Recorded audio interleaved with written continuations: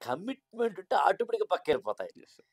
వసుదేవుడు కృష్ణుడిని బుట్టలో పెట్టుకొని తల మీద పెట్టుకెళ్తున్నప్పుడు యమున నది తనకు తానే మార్గమిచ్చింది అంట. హుహు. అది జరిగిందో లేదో తెలీదు కానీ, హ్మ్. కమిట్మెంట్ ఉంటే మాత్రం నువ్వు చెప్పింది రైట్. Yes sir. అందులో 1% కూడా డౌట్ లేదు. Okay sir. అందుకని ఆటోమేటిక్‌గా 2 గివ్ అప్‌ల్లో నాన్‌సెన్స్ అనేది సివిల్ సర్వీసెస్ యాస్పిరెంటే కాదు, ఈ భూప్రపంచంలో ఎవరైనా చేయాల్సిందే. అంతే సార్. హ్మ్. అది నరేంద్ర మోడీ గారన్నా చేయాల్సిందే, రేవంత్ రెడ్డి గారిని చేయాల్సిందే, కేసీఆర్ గారిని చేయాల్సిందే, చంద్రబాబు నాయుడు గారైనా, జగన్మోహన్ రెడ్డి గారైనా ఎవరైనా. అందునే బాగా సక్సెస్‌ఫుల్ పర్సన్స్‌కి మీరు ఎప్పుడైనా గమనించారో లేదో హ్మ్. వ్యసనాలు ఉండవండి. హుహు. అలవాట్లు ఉండొచ్చు. హ్మ్. అలవాట్లు వేరు, వ్యసనాలు వేరు. హ్మ్.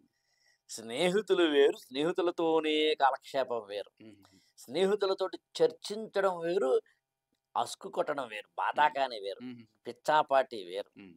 ఆలోచన మదనం వేరు, హ్మ్. ఏది పడితే అది మాట్లాడుతూ వెళ్ళడం వేరు. హ్మ్.